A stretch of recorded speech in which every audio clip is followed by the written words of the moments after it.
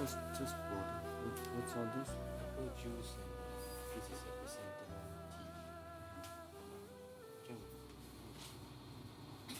Who understands Thai? เขาใช้ภาษาไทยเหรอ ใช่ค่ะ เป็นคนไทยเหรอ Yes, become Thai.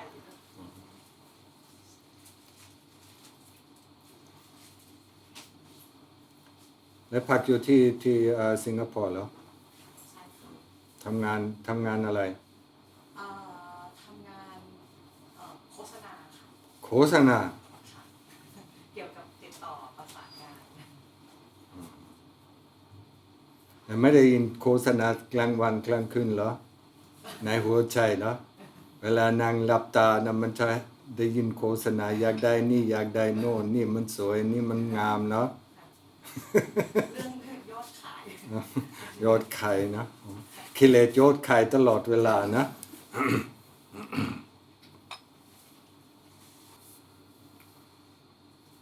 and the rest is all from Singapore.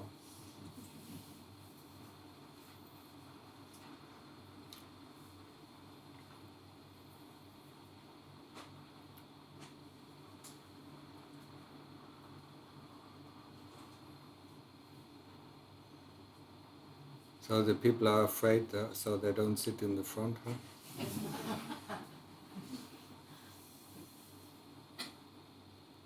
They heard that I'm biting, huh? There are seats in the front row.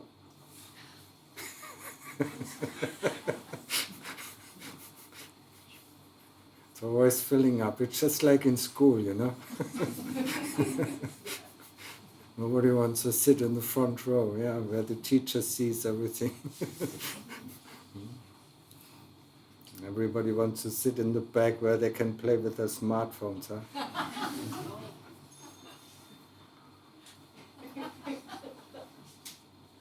What did you do 10 years ago? Huh?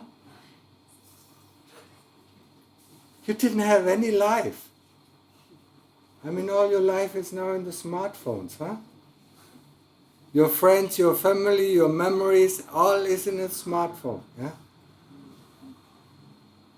And 10 years ago, I mean, you didn't live, oh? Huh?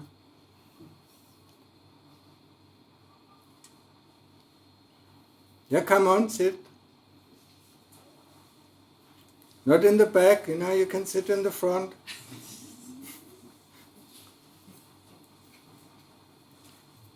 Some of the guys can move to the front row. The ladies can be also. I mean, even the ladies can move up here, yeah? As long as they don't sit on my lap, yeah? So everyone please move in front.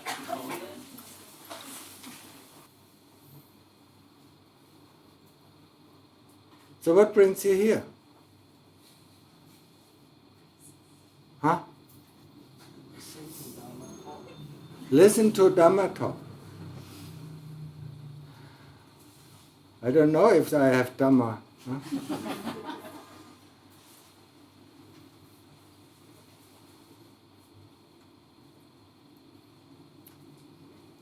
I forgot my script, so I mean I can't give a talk.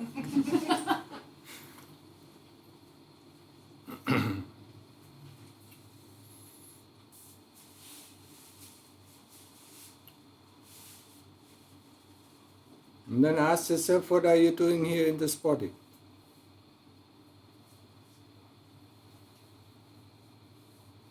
How did you get into this body? You remember? No?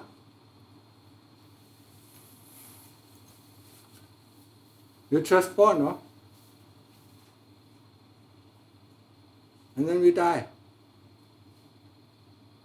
And then we are born again, and then we die again. No end to it. It's called samsara vata. Huh? And you love it. You must enjoy it.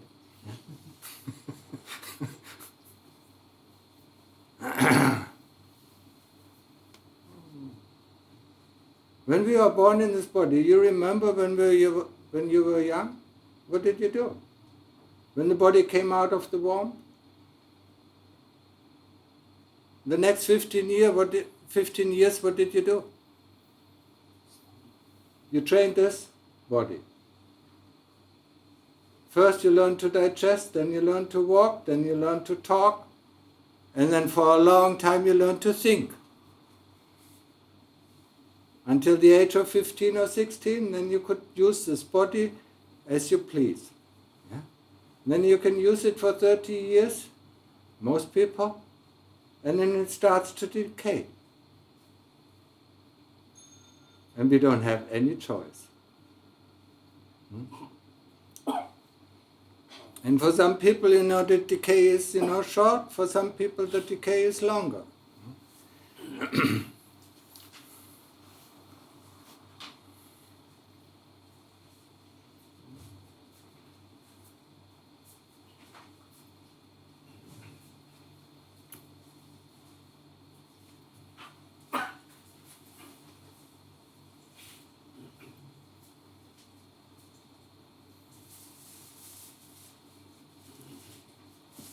And when we are 60, we are just waiting to die.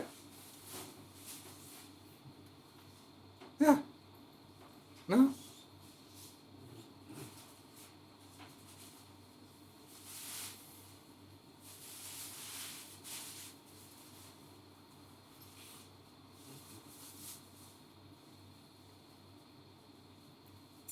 Okay, get settled in. More people are coming, huh?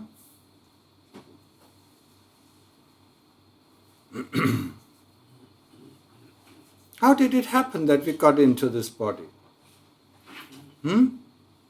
Anybody remembers? Anybody remembers his previous life?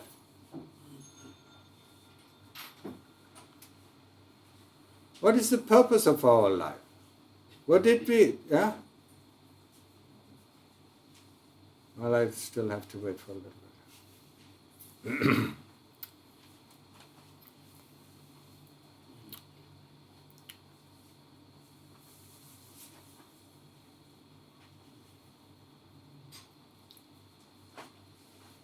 Yeah, hurry up, sit down, yeah? And open your ears. You won't hear that very often, huh?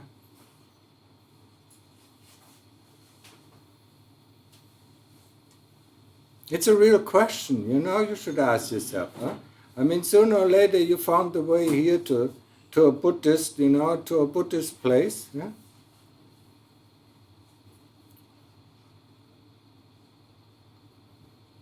Yeah, sit down, yeah? It's already late. Sorry. Yeah. So easy to say sorry, yeah? But our laziness keeps us, getting late and late. Huh?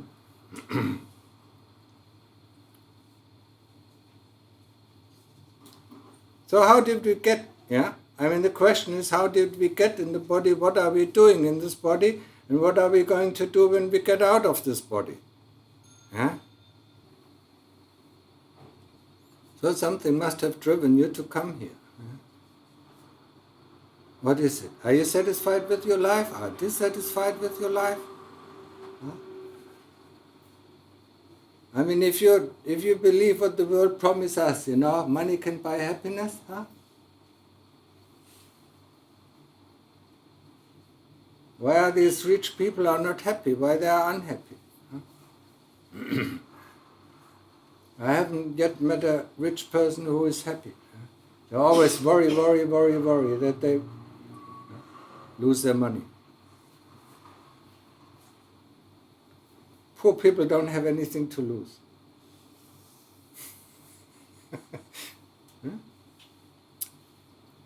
When a monk goes, he doesn't have anything, he goes with his bowl, and whatever he gets in his bowl, that's what he's happy with. Yeah? He cannot store food, and things like that, so the next day he has to go on Pindapat, on alms round again, yeah? Whatever he gets there, he's happy and contented with it. Very easy kind of life, yeah? If the people build him a nice kuti, then he sleeps in a nice kuti. If, otherwise he just sleeps under a tree or in a cave. And he doesn't have to worry about what the world does. Yeah? He doesn't have to worry about the stock market, and things like that. Yeah? He doesn't have to worry about the future. What are we going to do tomorrow? Yeah? I mean, where are you most of the time? In the future, planning the future. What you're going to do tomorrow? What you're going to do next year? Yeah? If you die today, there's no next year.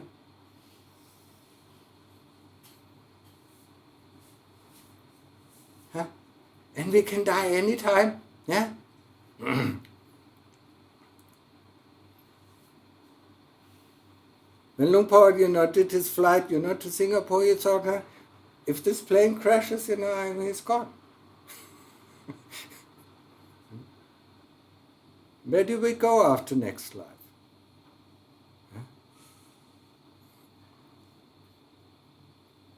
Why do we come here? What are we really looking for?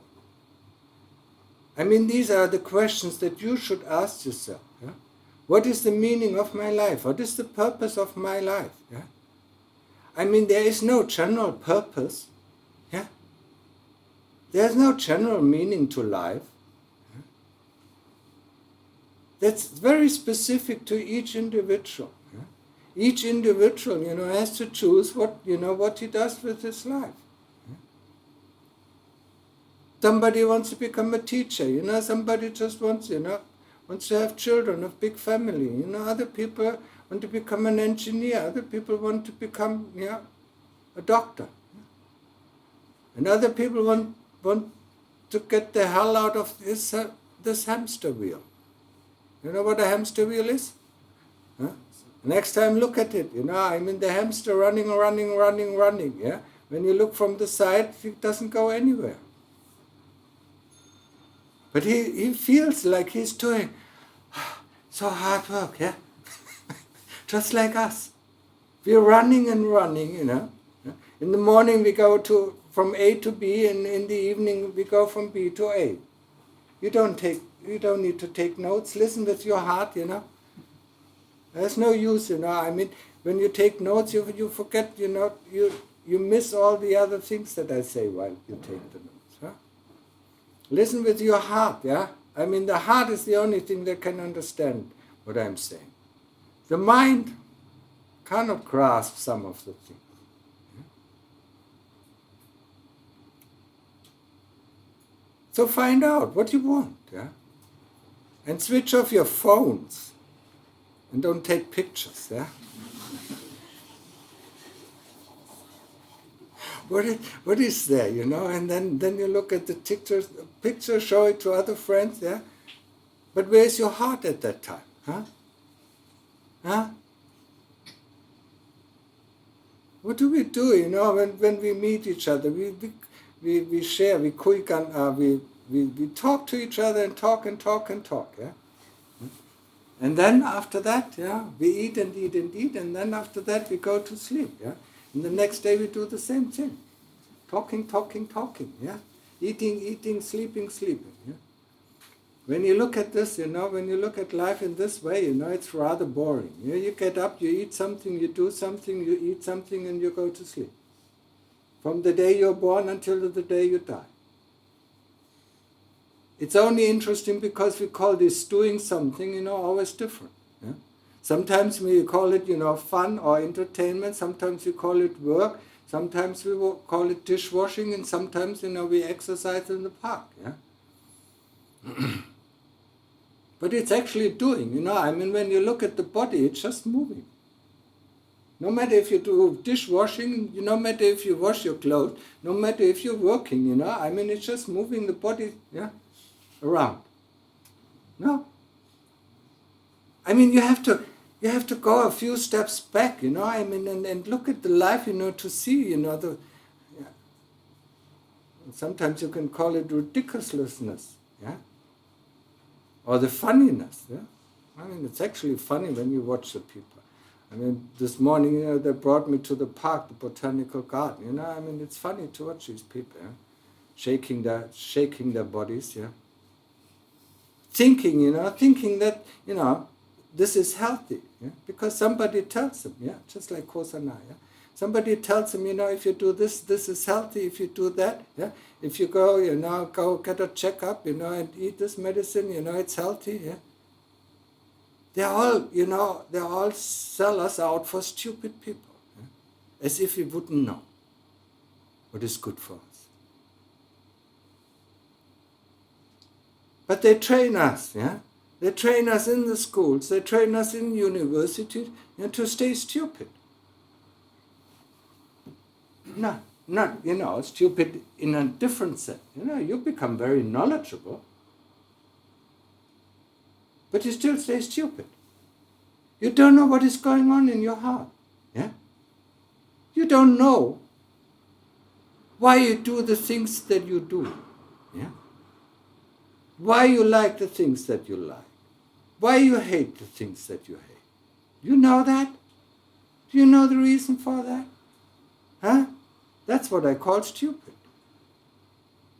We don't know what we are doing, why we are doing, and what the results are.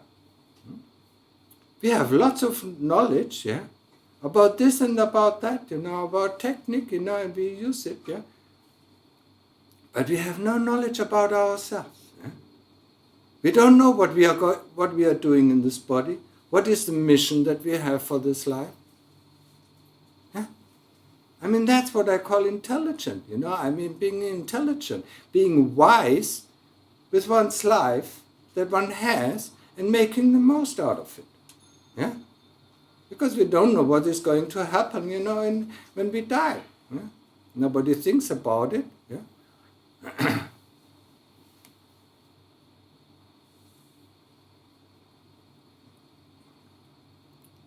But we learn and learn and learn, become knowledgeable people, But the more we learn, the more we become stupid with the ways, With the ways of Dhamma, Or even stupid in the way of common sense, Have you heard it, common sense? You know what that is? I mean, it is, it's mostly coming from the heart, common sense. You can also call it common wisdom, But of course, people with common wisdom, don't integrate so well in the society. They're rather bothersome. They think about, what people tell us. What do we want? What is it?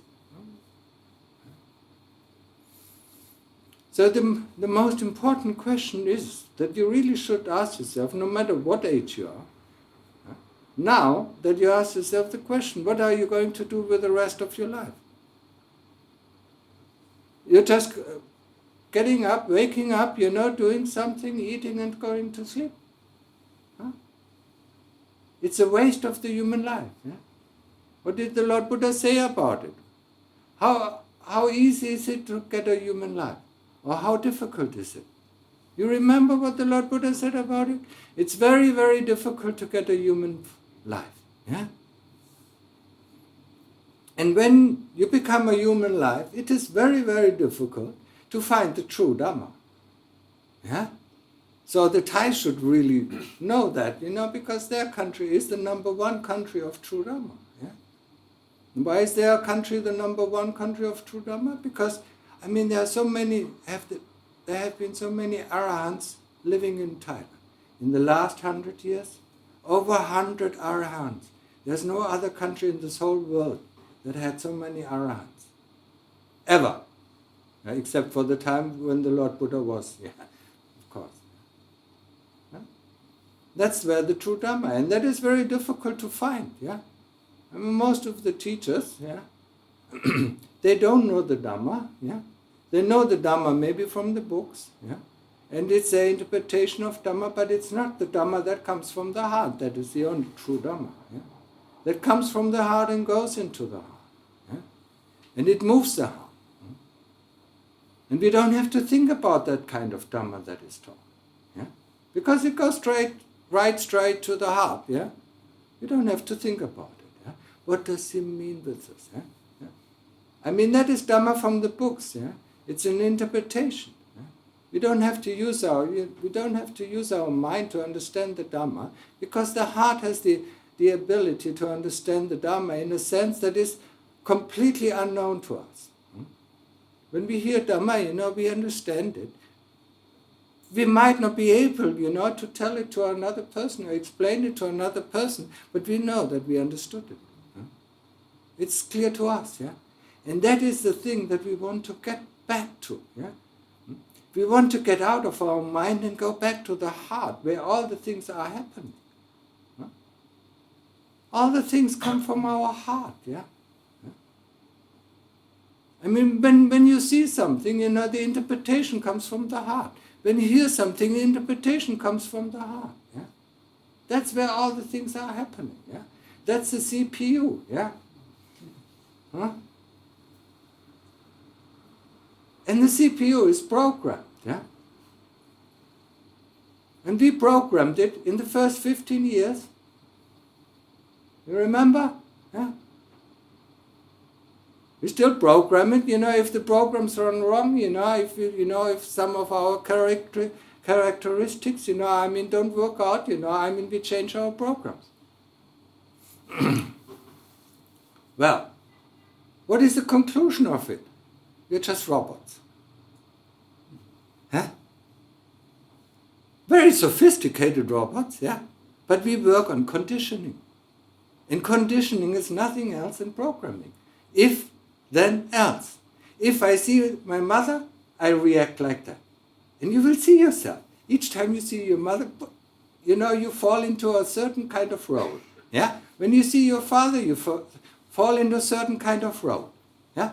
That's programming. That's conditioning. Yeah? No? Not knowing. Yeah? When you see your wife or husband or girlfriend or boyfriend, it's the same thing. Yeah? Not the first time when you meet them. That's where you start to program. But after a few months, yeah? And especially after years, yeah. Oh, I know that. Yeah. Oh, now he's coming this way. Now he's coming that. Huh? I mean, that's like living, that's like living in a book, I mean, it's not fresh, yeah? Every time, every person is different, yeah? No? And then, especially if we have partners, I mean, we expect from our partner that he knows us, huh? Don't we? Yeah? Today I come home, and I need some tenderness from my wife, but my wife has other troubles, and she doesn't realize it, yeah? Huh? We don't know ourselves. Know this? Do you know what you need? No. How can your spouse, how can your husband know what you need? Huh? But we expect it. And if he doesn't do it, we get angry. Huh? Take care of yourself, and then, you don't need anybody else to take care. Huh? How can we expect somebody else, to know ourselves if we don't know ourselves? Huh? Do you know yourself? Do you know what you want in every situation? Yeah? Do you know what this person has to do, to make you happy? If you can't make yourself happy, how can another person make you happy? Huh? We like to think about it, we like to dream about it, yeah? But it's not going to happen. It's not going to happen. Hmm? Know yourself, yeah? And the only way, to know yourself is to go to your heart. Yeah? And the heart is right there in the center of the chest. It's not the physical heart. Yeah? It's called the chitta. Yeah? It's called the driver of this body. Yeah? And this driver, programs this body. Yeah? And these programs are nothing else than conditions. And do you know the epitaph for Nibbana? It's the unconditioned. Huh? Interesting, huh? We condition ourselves, yeah. When I'm here, you know, I behave like that. When I'm with my wife, I'm behaving like that. When I'm with my husband, I behave like that. You know, when with our colleagues, you know, I behave like that. Yeah, that's conditioning. Yeah, and it doesn't make us happy. Huh? You cannot be free. Yeah,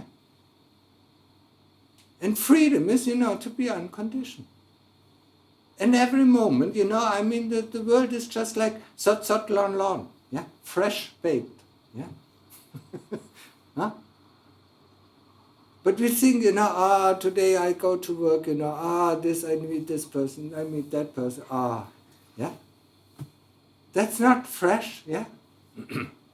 Fresh is, you know, when your heart is open, yeah, open to all possibilities, not conditioned, yeah. But to remove this conditioning, you know, is a very hard work, yeah. Especially removing the conditioning to come late all the time.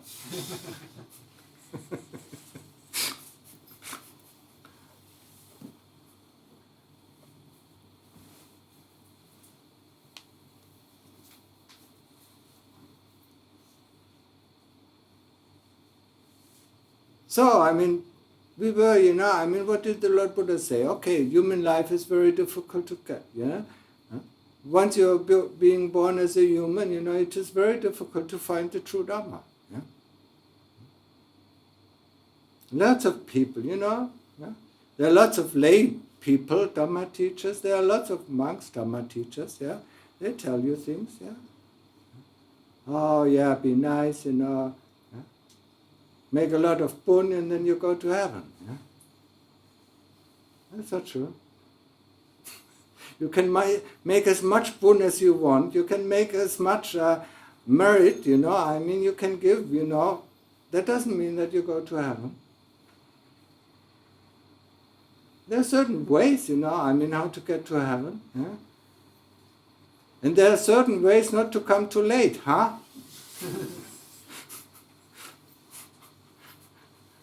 One just, you know, sets his clock, you know, 15 minutes earlier, and then one can come earlier. Yeah? Some people would call this a not appreciation of the Dhamma. Huh? You understand that? Huh? You don't appreciate the Dhamma, you know, you don't care about the Dhamma. I mean, in the next life you will be born in Africa and, you know, and hit the drums, yeah? And there's no Dhamma around you, yeah? That's what is called not appreciate the Dhamma, yeah?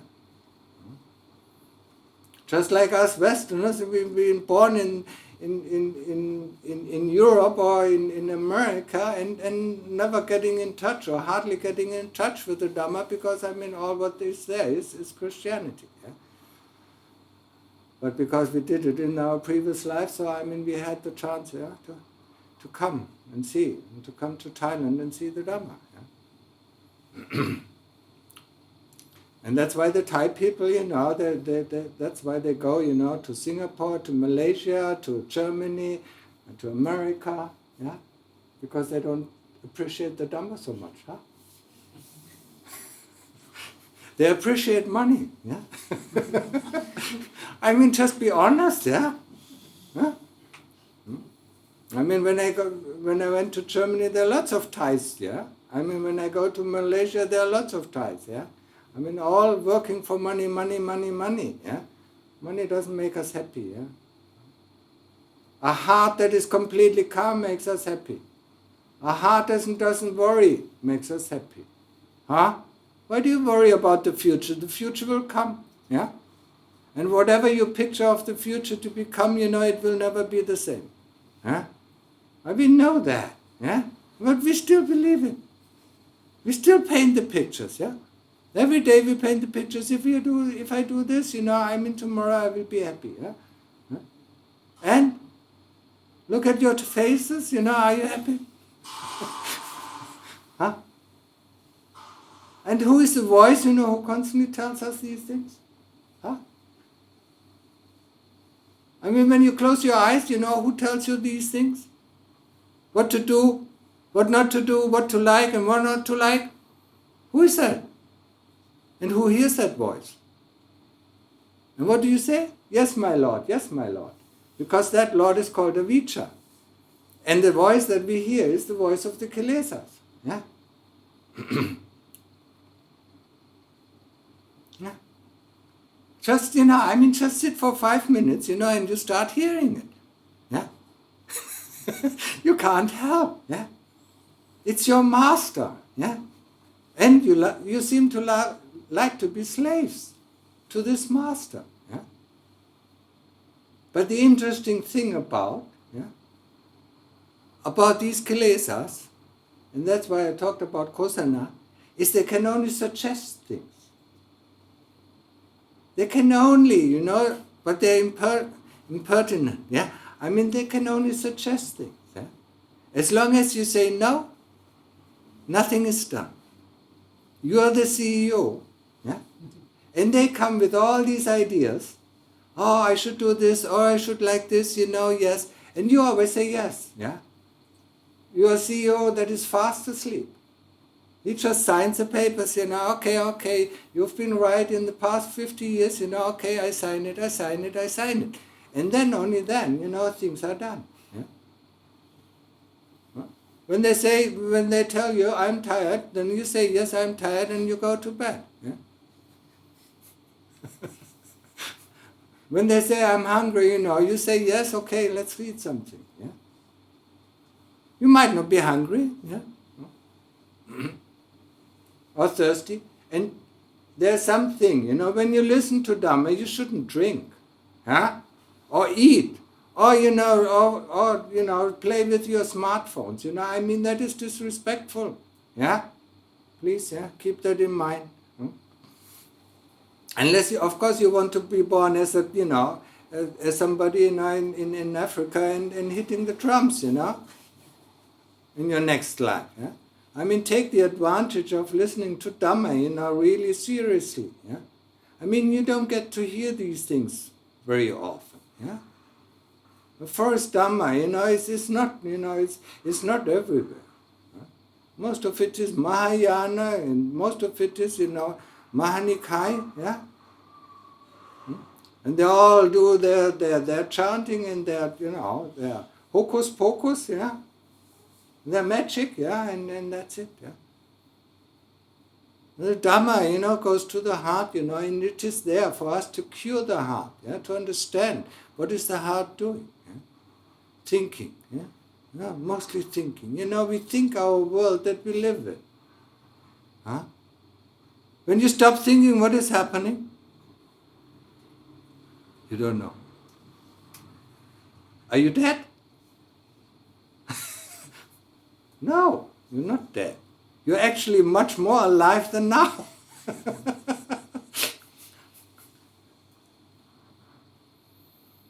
I mean, when we do meditation, just for instance, we do meditation. We put our attention on the tip of the nose and observe the breath going in and going out. Yeah? And every thought that comes in, or every memory that comes in, we replace with the word Buddha, or we replace with the attention on the breath.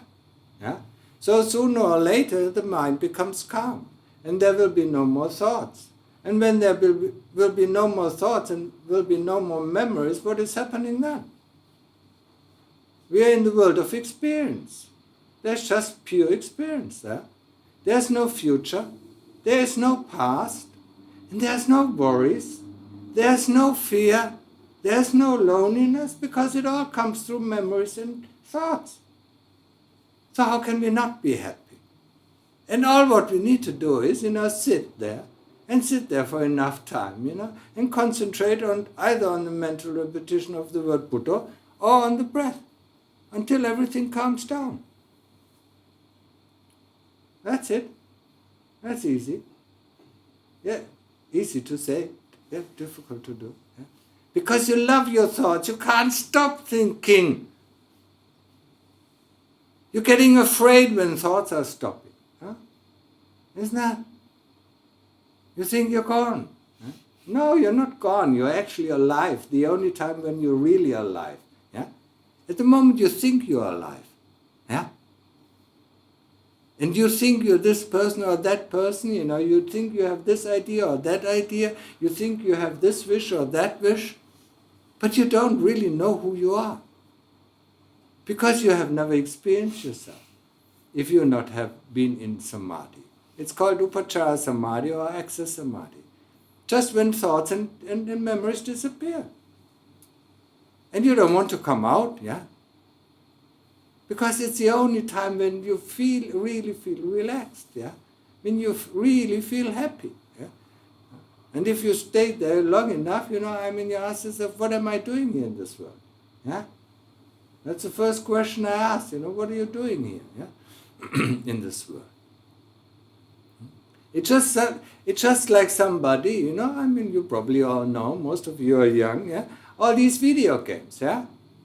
When you play one video game after the other, and then, suddenly you don't have a new video game or you're bored of the others, you stop, and then you realize, hey, I'm here. Until you find a new video game and, put it in the computer, yeah? And nowadays you don't even need a computer, you have your video games on the smartphone. Wherever you go, you got it. Yeah? What kind of world is this?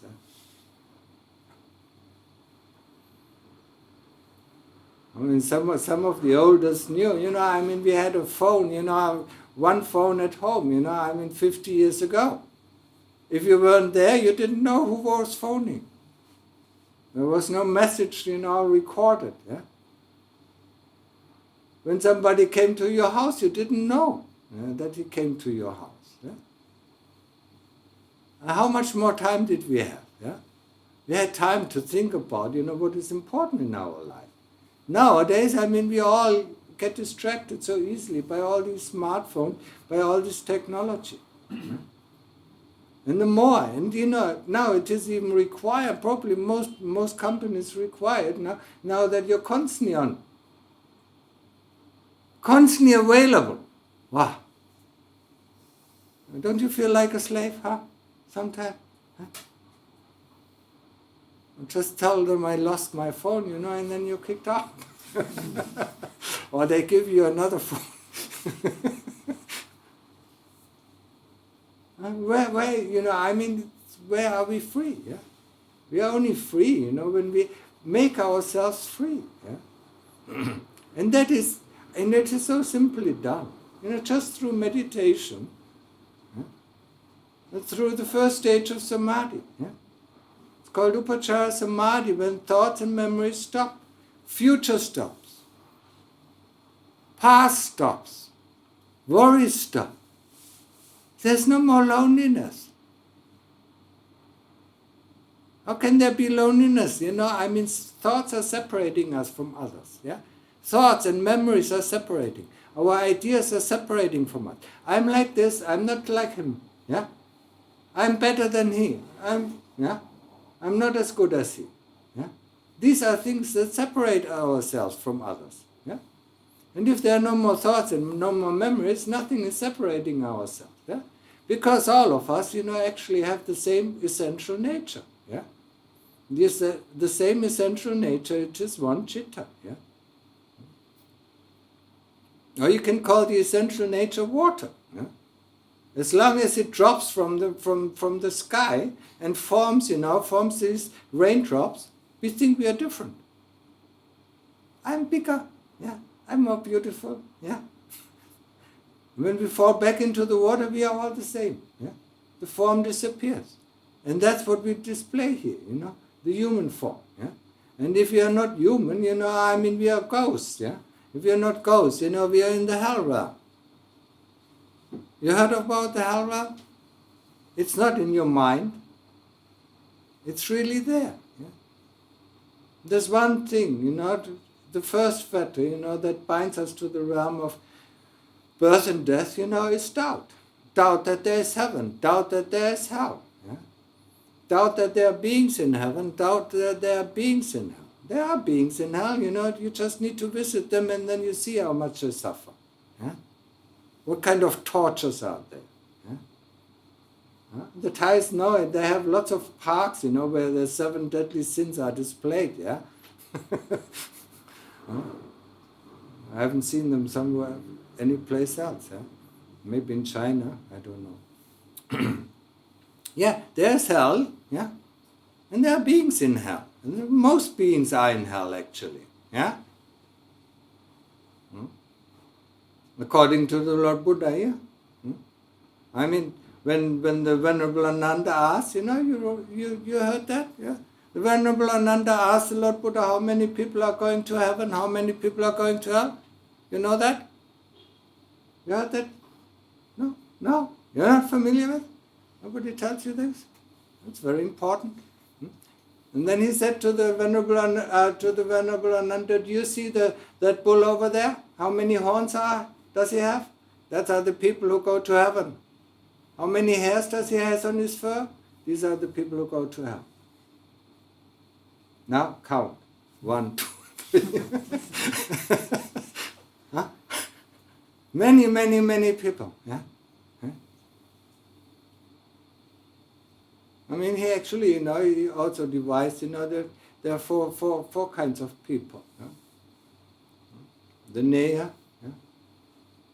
The ones who today, they keep the 5 precepts, and tomorrow, they go against the 5 precepts. These are the ones who, constantly, today I do good, tomorrow I'm too tired, I don't do good. Yeah, these are the Neyas. Yeah, they are just 29%. Yeah. 70% are the Pata Parama, the ones who are completely hopeless. Yeah? They are just coming up from hell, and have a human life and then go back to hell. 70% of the population. Think about it. They have no chance. They don't even come close to the Dhamma because they have never interest. So, you belong to the group of Neya. At least you have some interest once in a while. Yeah? Huh?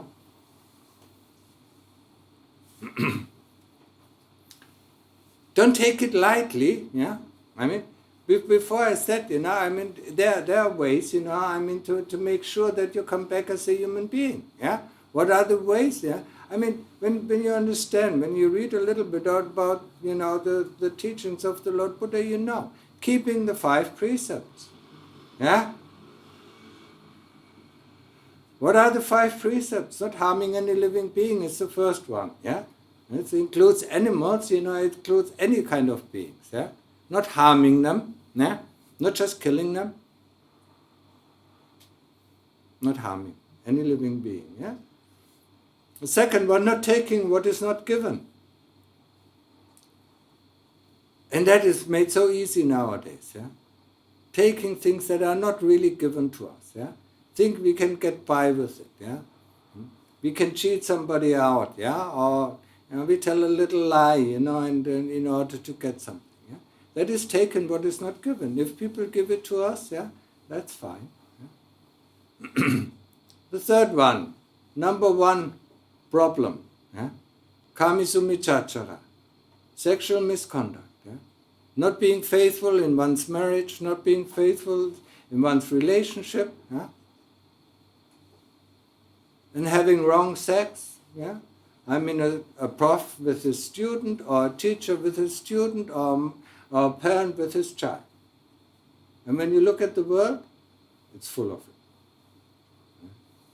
And these people, these people have no chance, to come back as a human being. They will go to hell first. Yeah? Just like people who kill, who really steal. Yeah? They have no chance. Yeah? They only go to hell. Yeah?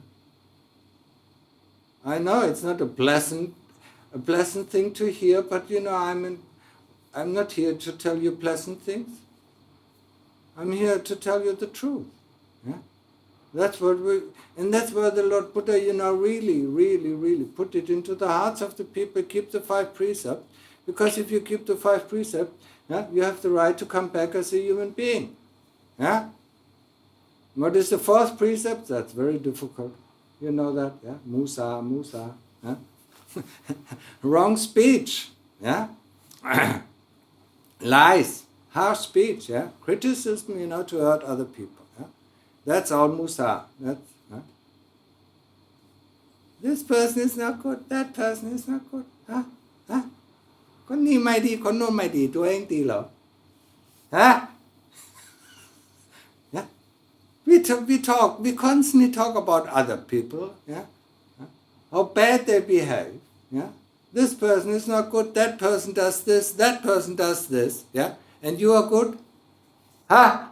No, certainly not. Huh? If we are good, we are not born. Huh? We're all bad, and we all have good and we all have bad. Otherwise, we wouldn't be born. Even the devas, even the heavenly beings in the highest realms, have some bad, yeah? But, they have the fruits of all their good works, of all their good deeds, yeah? That's why they can stay in heaven. Yeah? And the last is no alcohol, no drugs. Everything that makes us unmindful, yeah? Everything that makes us unaware of what we are doing and why we are doing it, yeah? So, no alcohol, no drugs, yeah? I don't know why people think, why people do alcohol and do drugs. Huh? Why? Dukkha, first noble truth, dissatisfaction, unhappiness, huh? Pain, suffering. Huh? That's why they take drugs. Yeah? They don't want to know. Yeah? They don't want to know this all. Yeah? If I drink 3 beers, a bottle of wine, it's everything. Yeah? Until you wake up the next morning, oh, man. Yeah? That's not the way to get rid of dukkha. Certainly not. It's one way, to get you to hell. Yeah? So these are the 5 precepts. Keep them from now on. Yeah? Whatever you've done in the past, don't even worry about it. Yeah? It will come back. Yeah? There's nothing lost in this universe. We know it by now. Yeah? Everything changes to another thing. Yeah? I mean, all our good deeds, will be there. All our bad deeds will be there. Yeah? So when you die, no matter, what, first you get rid of your bad deeds by going through hell, yeah? And then you get rid of your good deeds, you maybe go to heaven, yeah? And then go to hell again, and then go to heaven again, until you become a human being.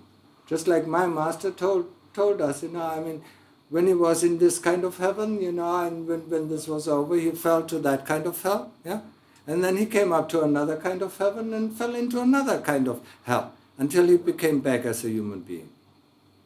We do a lot of, some people do lots of good things, yeah, but do also a lot of bad things, yeah. So, you cannot get rid of the good and bad, by, doing a lot of good, you don't get rid of the bad, yeah. So you have to experience it, as long as you don't get out of this hamster wheel. Yeah? We have to, face up. Yeah?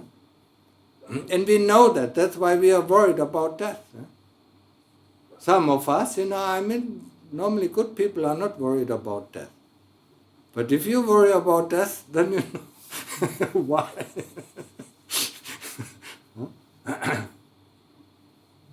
Every one of us is born, and because we don't have the teaching, right? Not like the Thais, when they are born, their parents, bring them to the monastery and they listen to the Dhamma, yeah? And then, then they become 18 years old, 20 years old, and then decide, to go after money. Go to Singapore. And don't listen to the Dhamma anymore. He is really early, yeah? Don't you think you're a little bit too early? We haven't stopped yet.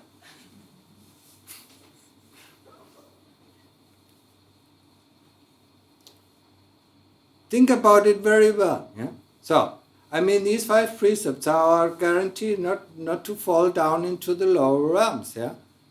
Think about all these animals that are in these lower realms and stuck there for trillions of years. for eons.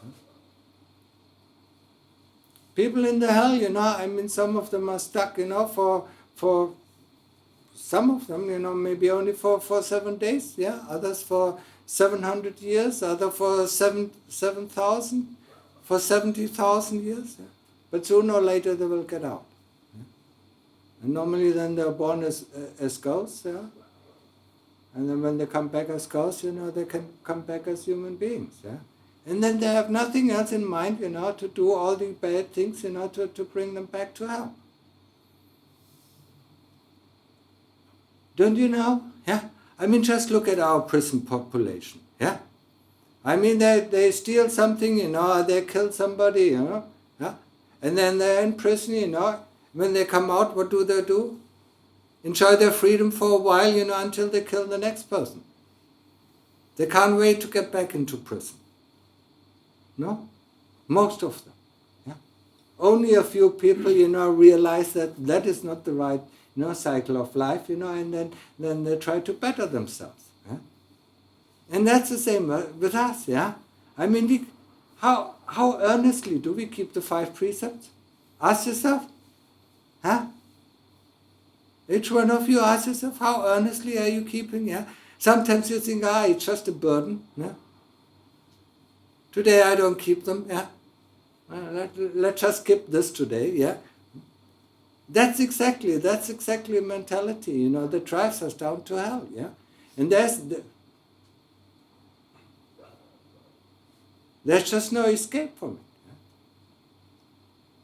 I mean, if you want to know the way to heaven is, first of all, you have to keep the 5 precepts. That's for sure, yeah? But then of course, I mean, you have to develop 3 kinds of virtues. The first virtue is generosity. Extreme generosity. Yeah? Giving. Yeah? The second one is respect. Not only respecting the Dhamma, not only respecting the monks, but respecting any kind of being. Yeah? We mix 2 things together. When we talk about respect, we only respect the people that we like. And we are disrespectful towards the people that we dislike. Respect and thinking that this person is a good person or bad person are two different things. That is evaluating the qualities of a person. That has nothing to do with respect. And we put them together. And then we think only a good person who is a moral person, deserves our respect. That would be, hardly any person in this world that deserves our respect. Yeah? There are hardly any moral people in this world, that deserve our respect. Now we have to separate out. Every person who comes here as a human being, he had to have the virtue of keeping the 5 precepts for a certain amount of time. Otherwise he couldn't become back as a human being. No? We just learned that, yeah? I hope you got it, yeah? So, he deserves the respect no matter what he does with his birth. Huh? Even if he's mean, even if he terrorizes us, he still deserves our respect as a human being. Yeah? Not respecting what he does, yeah? That is evaluating. Yeah? No, respecting that he's a human being, just like any ant, that is crawling across our knee, It's a human, it's a being, yeah? So, we should respect it. They have been, the ants and the mosquitoes, they have been human beings before. Huh? Remember that? Next time you kill it? Huh? All of these, they just go through the cycle. We have been animals. We have been in hell so many times. Huh? That's why we are so afraid of hell. Huh? No? Remember it, our heart remembers it. It wasn't a nice place to be, yeah? So we don't want to go, so we don't like to hear about hell, yeah? I'm sorry, but I'll have to talk about hell because that's where most of us will go, sooner or later, yeah?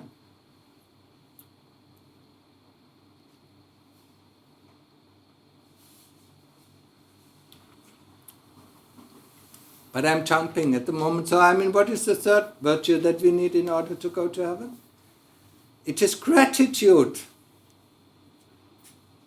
Ever heard of it? Being grateful for what is given to you? Huh? We replace the gratitude by, this is my right. It's not our right. Yeah? Be grateful for what is given to you. Yeah?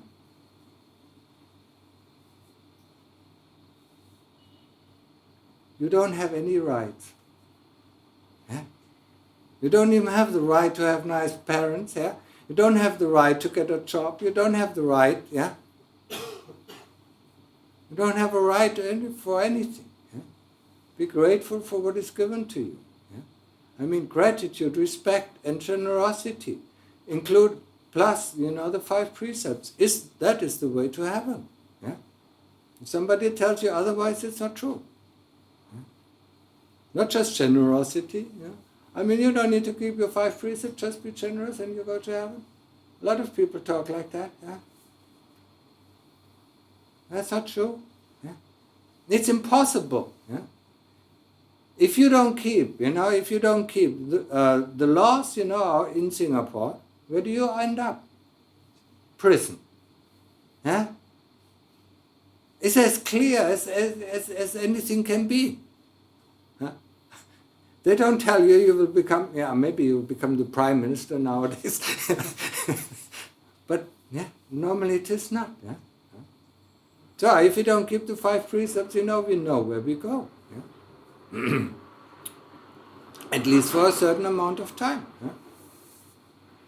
So make a lot of good, yeah? So that you spend less time in prison and more time in freedom. Yeah? That's what you can do, What do you think is worse, if you put a lot of salt into a glass of water, you hardly can drink it. Yeah? But, if it's only a little salt, in a big glass of water, it doesn't really matter, If you're five days in hell, and in freedom, 2 or 3 years, yeah, you don't mind these 5 days, yeah. So do a lot of good, keep the 5 precepts, yeah. Don't follow your desires. They always lead you to not neglecting the 5 precepts, yeah. The desires, yeah. Just like I said, the kilesas are driving the slave drivers, yeah, driving us. I need this. I need a new shirt. I need a new dress. I need a new hairstyle. Why? The heart stays the same no matter what dress we are wearing, no matter what hairstyle we have. Huh? No? But we fool ourselves when we look in the mirror and say, oh yeah, I look nice. Huh? The heart is here. Yeah? And all what we look is at the appearance of our body. Yeah? And especially when the body gets old, the appearance, and the appeal to other people disappears. And we don't like. Yeah? We don't like that. So we get massage, we get facelifting and all these sorts of things, yeah? To appeal to other people. Huh? Why? Because there's not enough, yeah? You don't have enough self-reliance. Yeah? Get some meditation, until you completely know, you're happy. Yeah? You don't need anybody to be happy. You don't need to listen, just look at yourself. Look at your habits, yeah? When you walk through the streets, yeah? Especially women, but it's also for men, yeah? If you cross the street, and one of the men says, oh, look at this ugly chick, yeah? Do you like to hear that? Huh? Oh, look at that fat one, yeah? You like to hear that? No, of course we don't like to hear that, yeah? Oh, man, oh, he lost all his hairs, he's bald, yeah? We don't like to hear that, We don't like to hear that. But what does it have to do with our heart? If our heart is full, no matter what people say, it's just an appearance, It's an outside appearance, We don't need to sell our body, but we do it. Now men have to sell their body just the same way, Have to wear suits, have to wear, whatever, Certain kind of shoes, even nowadays have to take perfume, so that they smell nice. That means this body must be smelling disgustingly, Try to take not a shower for 3 days, and then smell. You like that? That is the truth about the body. You ever noticed whatever goes into the body is nice? Whatever comes out of the body is disgusting? Noticed already? Or, you like to take the food in your hand, but you don't like to take the shit in your hand, And not even that, you have the spittle in your mouth for 24 hours, You just spit it in your hand and you want to lick it up again. You don't mind it as long as it is in the mouth, But you mind it when it comes out. What kind of, how crazy are we? If we accept this body, as a body, then we should accept all, appearances of this body. Not only the ones, the sweat that comes out, the poos and the blood, that comes out, and the grease that comes out. Why do you wash your hairs, try to not wash your hairs for 3 weeks, Greasy, dirty, filthy, Where is it coming from? From inside, not from outside. Wear your shirt, Wear your shirt for 1 day when it is hot, And then, one day, a fresh shirt, put it out in the air, and then try to smell both of them. Which one smells better? The one that we put in the air. That one that was on the body, it smells terrible. No? That's the truth about this body. Whatever goes in is nice, whatever goes out is shit. We dislike it. And that's where all the greed and hate comes from. The greed, or the likings for the things that go on to the body, and the dislikes for the things that comes out of the body. So greed and hate, is rooted within this body. That's where all our likes come in. And we judge other people by their body, by their appearance, by their smell, and things like that. We don't like to smell. So get used to the nature of this body. You chose, to have a body. The heavenly bodies are different, Even the ghost bodies are different, It's only, it's only the animal bodies and the human bodies, that's, they are so disgusting.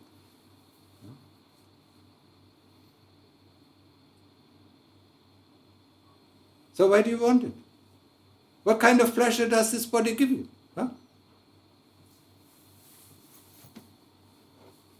Nobody tell me? Nobody? You don't know? You think eating is pleasure? Yes. If you're not hungry, do you eat? No. Is hunger dukkha? Displeasure? Hunger is displeasure.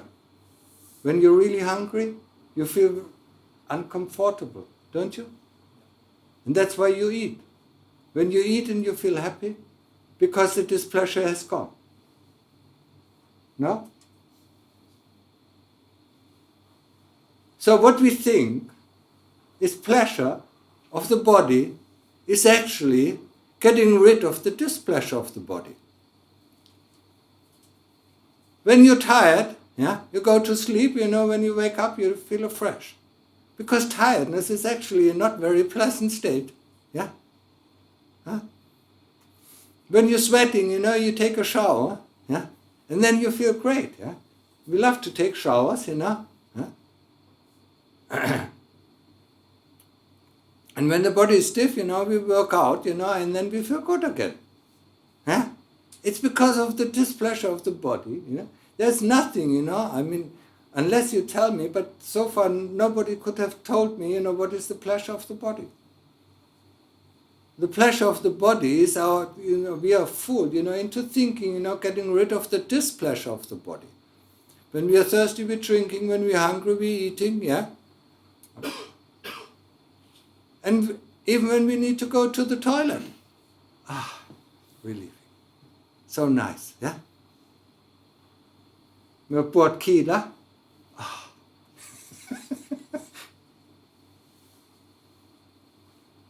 So where's the pleasure of the body?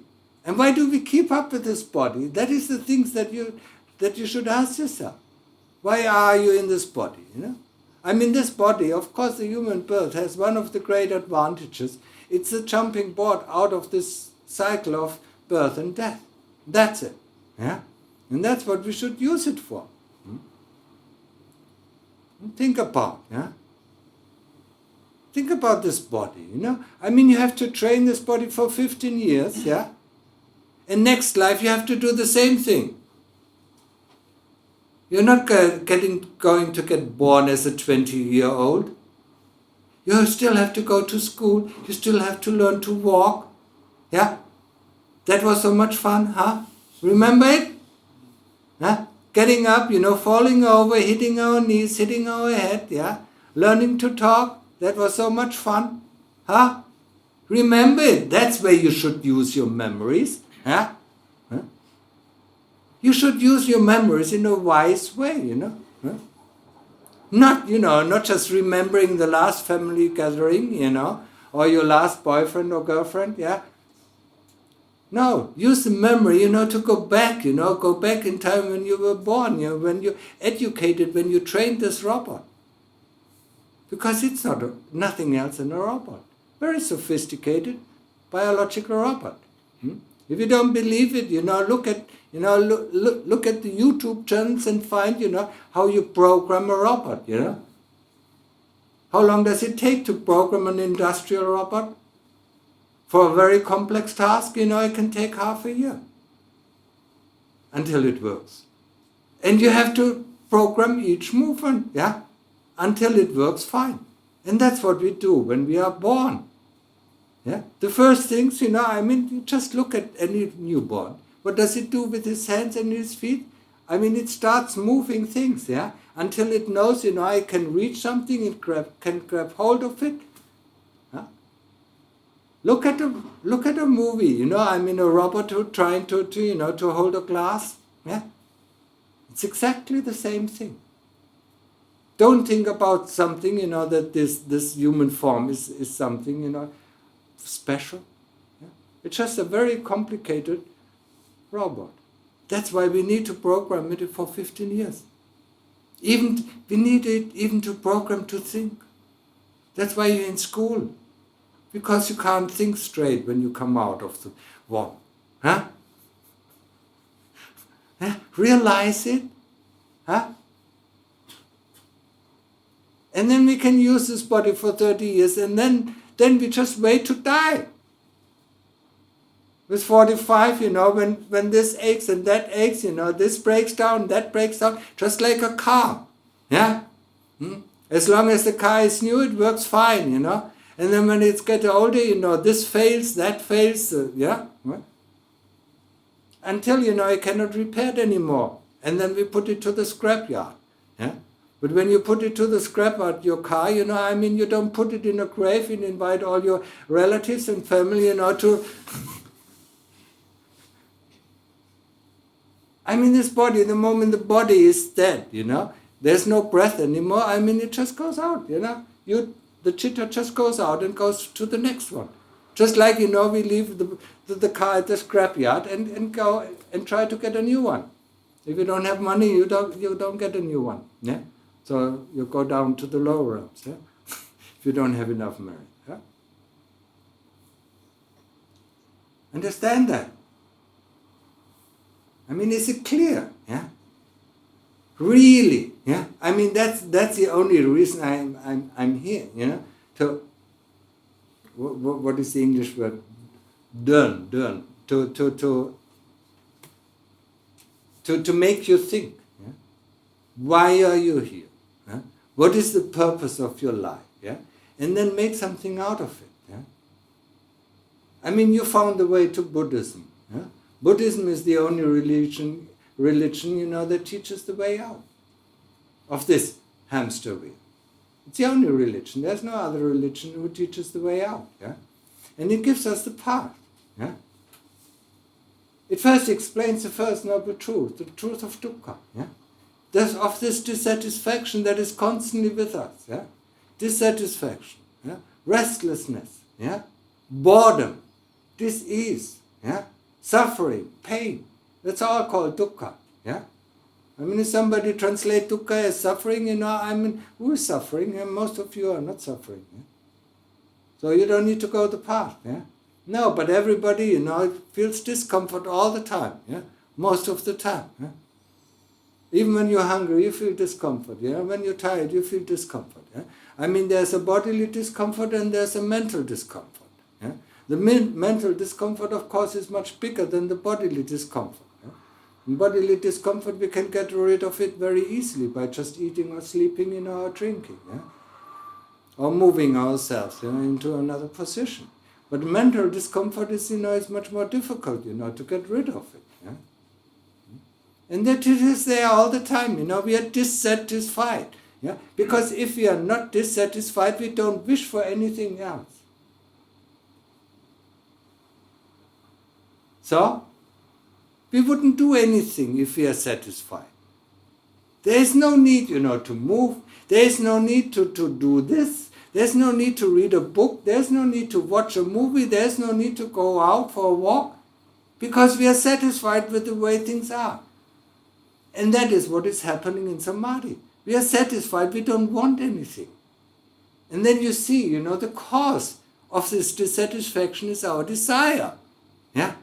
Desire, the wanting of this, the wanting of that, the disliking of this and the disliking of that. Not wanting. Yeah? Wanting and not wanting. Wanting to become something. You know, that creates dukkha. Wanting, yeah? Wanting not to become something. Wanting not to be there. Yeah? People make suicide, you know, because they don't want to be there. Yeah? Looking at these people, you know, I mean, where are they going? Yeah?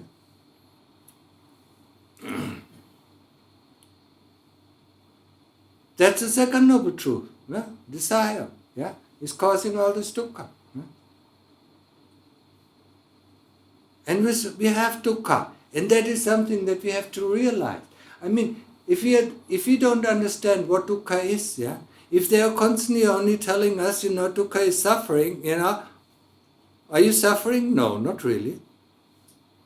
But you are diseased, yeah? You feel discomfort, yeah? You meet somebody that you don't like, but that doesn't mean that you suffer, yeah? But you just dislike it, and there is a very unpleasant feeling in the heart, yeah? That's called dukkha, yeah? And if we understand that, you know, that we are constantly surrounded by dukkha, yeah?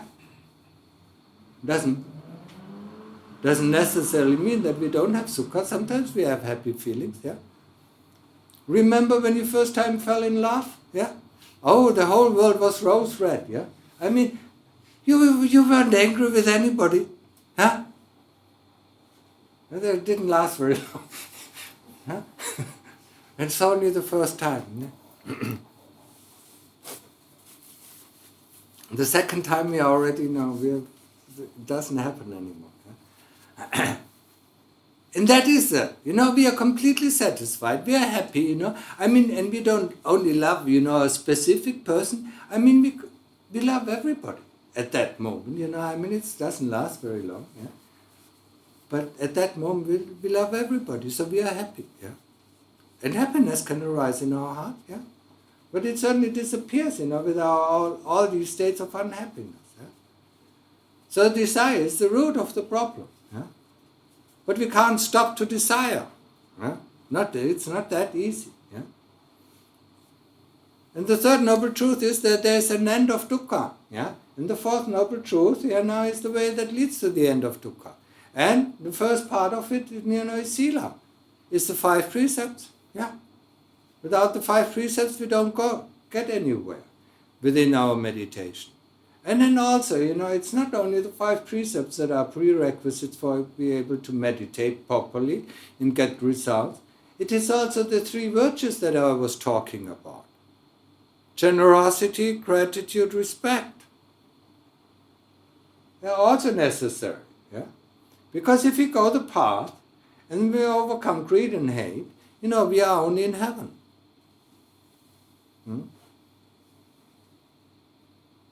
Until we go finally to Nibbana. Or a Sotapanna never comes back, even if he just cuts the first 3 fetters. A Sotapanna never comes back to hell. Yeah?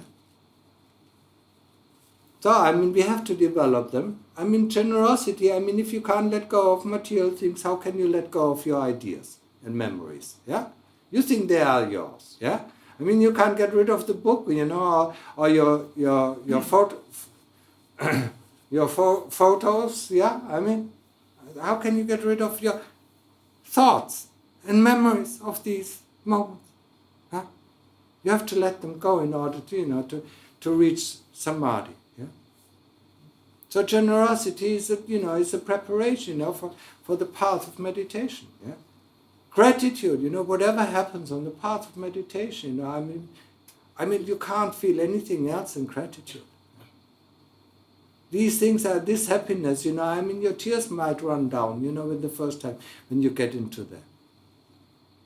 You couldn't even imagine that you could be that happy. Yeah? And respect, of course we have to respect. We have to respect the teachers. We have to respect our parents, if you like it or not, we do have to respect them. Yeah? They 15 years, 20 years of their life, they sacrificed for us. Huh? No? They took out our shit, washed our clothes, went to work to earn money, so that we could go to school. Yeah. How can we not be grateful for that? Yeah. And the Lord Buddha said, there's no way that you can make it good for them. Yeah. You can't, earn anything, that has the same capabilities of your parents looking after you, except if you have children yourself, and look after them the same way. So these things are necessary, and then, then samadhi can progress. Yeah? And if your samadhi progresses, if our sati, our awareness is getting strong. What is awareness? There's another, mistranslation of the word sati. It's called mindfulness. It's not mindfulness. Our mind can be full of one thing, but that is not sati. Sati is awareness, And actually, when you want the real translation, it's mind emptiness. The mind is empty of all things. That's where we have sati. That's where we are aware of what is coming into the heart. When the mind is full of one thing, it doesn't see anything else.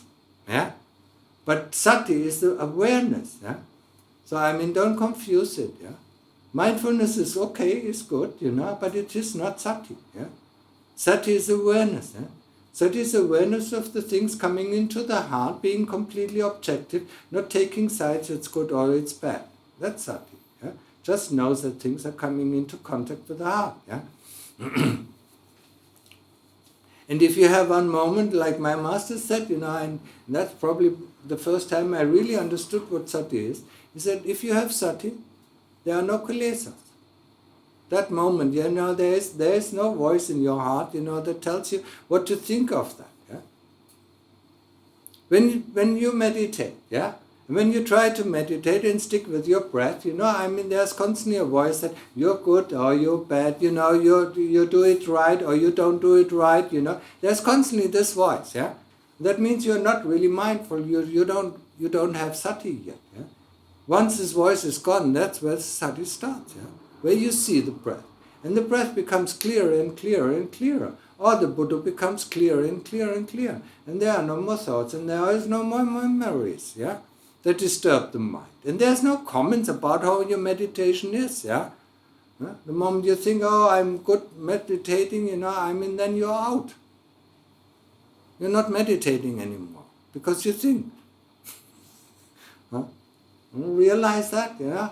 And sometimes, when the meditation is good, some people can go a little bit into samadhi and then the thought, I don't want to leave it, and the next moment they leave it. Because the thought comes in and completely disrupts our samadhi, yeah? Samadhi is when we stop thinking, when you see these comments coming up, when you see this, when you see these thoughts coming up, you're not longer in samadhi. Yeah? You're not longer in absorption, whatever you call it. Yeah? And if you go on, yeah, that is a small wonder, When you come out of samadhi, if you stayed there long enough, yeah, for 15 or 20 minutes, you feel refreshed. Yeah? No matter what happened in the samadhi, because what happens in the upachara samadhi can differ from person to person. Yeah? Some people see white lights, other people, experience this, other people experience happiness, other people experience peacefulness. It depends on the characteristics of each person, what he experiences within this upachara samadhi or access samadhi. Yeah? So, don't worry about, if this person sees a white light and you don't see it. Yeah? You might become peaceful. Yeah? And the other person, he's happy, he's completely taken over by joy. That doesn't necessarily need to happen to you. But there is a state of samadhi, that is equal to everyone. Yeah? And that is when our breath stops, when we actually die. You're not dying, in the physical sense, you die in the mental sense. Yeah? When the breath stops, when the breath really stops.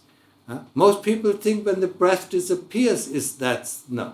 When the breath disappears, it just means our interest in the breath has disappeared. And we don't notice the breath anymore. Is that clear? Huh? People think, oh, my breath has disappeared. No, your interest in the breath has disappeared. Because the breath, until it really stops, it is so clear, so precise. We don't feel it anymore, but we know it. In the beginning, we feel it, yeah? And once, once our concentration gets stronger and stronger, the more we know it, yeah? And the knowing drops into the heart, yeah? The point of concentration is at the tip of the nose until both these points merge into one point, yeah? And then the breath really stops. And then most of the people, will be afraid, yeah? And and then they have to go back again, They don't have to be afraid, yeah? People, 200 or 300 years ago were buried because their breath stopped. And after 7 days they came back to life, yeah? That's the longest you can stay in this Apana Samadhi or deep state of Samadhi, yeah? They buried people, Some of them, they were not buried, and they came alive under the white linen, and then everybody thought, ghost, yeah? No, they come back. They normally went into this apana or in this deep state of samadhi through a shock. You can go through, yeah? They went through a shock, and then, they were just, dead, yeah? People at that time didn't know, yeah, what is a medical and a clinical death, yeah? So they felt the breath, felt no heartbeat, thought that's dead, let's bury them. And then, sooner or later, they opened the casket and then they saw how these people wanted to get out after 7 days. That must be a horrible death, yeah? When you're buried alive, and you come back, in the body and you're under the earth, yeah? But not all, it didn't happen to all of the people, but there are stories about this, yeah? So that is what it's actually called Apana Samadhi. When you're gone, yeah? You're really dead, they can chop up your body, like they want. When you come back, you just see, this body is not livable anymore, and then you go to the next body, yeah? Just like, you go into the park, with your car, you drive into the park, to do some jogging, yeah? When you come back, you see, other people smashed your car and you can't use it anymore, you get another car. No? Apana Samadhi, you can stay for 7 days, the whole world disappears, yeah? It's not only that the body disappears, it's also that the whole world, yeah? The 3 world systems disappear. It's a preview of Nibbana. And then Nibbana has nothing to do with these 3 world systems, yeah? The heavenly world, the flesh world, and the lower world, yeah? It's completely out, yeah? And when you come back, you're energized, yeah? It's just like, you put your fingers into AC plug. Ooh, yeah? It depends on how long you stay there, yeah? But that's where you can really go. And the world doesn't exist anymore. Upachara Samadhi, you can still, it's called access Samadhi because you can still access the 31 realms of existence. You can go and visit the hell realms, or you can visit the heavenly realms, or you can visit the ghost realms and see what is happening there, yeah? Not everybody, it's only a few people, who are able actually to do it, yeah? That's why it's called access Samadhi. You're still in this, you still are in this universe, yeah? In this threefold universe, yeah? But in Apana Samadhi, you're gone. You're in Nibbana. But you come out and then you're back in this world, yeah? And that teaches you a lesson, that this whole world is nothing more than an illusion, yeah? That we created. You remember that when you open the computer, yeah? It's an illusion. Even though you think it's real. You see the pictures in the computer, you think it's real, yeah? When you look at, what is happening at the CPU, it's 010101. Yeah? It's a combination. And this combination creates this illusion, yeah? And the same thing is, with this universe. It's an illusion, yeah? That is created, by us, yeah? By all beings, yeah? And we live in this illusion just like everybody lives, in the video game he plays. No? Ask a person, who really is intense, I don't know all the names of these war games, whatever it is, who is playing there, and fears for his life. Does he remember that he's sitting there and moving the hands? He doesn't remember anything because he's living already, with his mind, in this game. And we know this game is not real. Yeah? And so is it, when we withdraw completely, then we know, we are living in a game, but we have to end that game. No? And go, finally, back to Nibbana, where we belong to. Yeah? And that's the only way, how to know it. Yeah? And all what it takes, is to sit long enough, and to concentrate long enough on the tip of the nose or reminding on the Buddha, until you get there. It might take you some months, it might take you some years, yeah. Upachara Samadhi is easier, yeah. And it's for most of the people it's enough, yeah. So coming back to the question, ask yourself what you want to do with the rest of your life. Huh? You still want to fool around? No problem with me, yeah. Fool around as much as you want, yeah. But no, when you go, where you go, yeah? You wasted your one life, yeah? It's not our first life, yeah? We have trillions of life behind us, yeah? That's why we are so advanced. We weren't so advanced in the beginning, yeah? When we all started out on this journey, we weren't so advanced. What did the Lord Buddha say? The people were made out of earth, In order to regain their strength, they ate earth.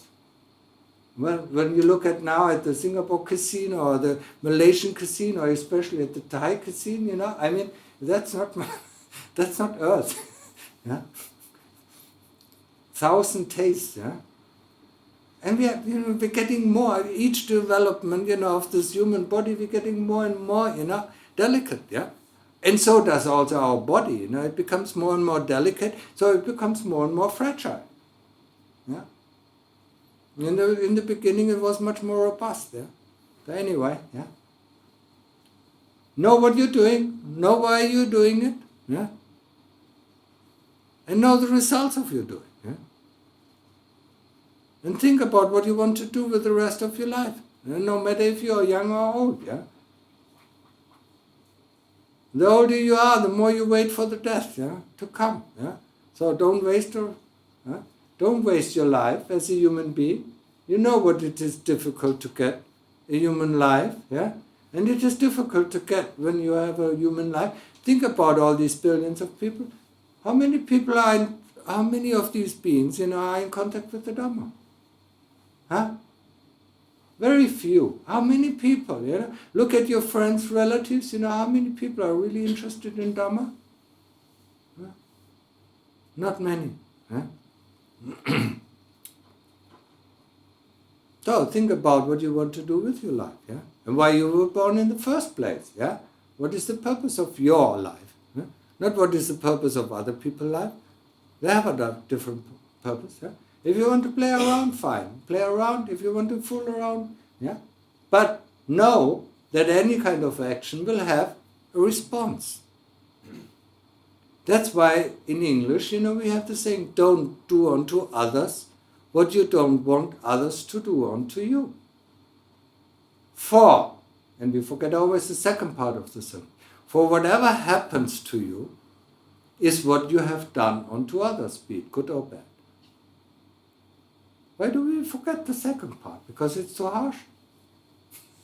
For whatever happens in this life is things, be it good or be it bad, what you have done unto others.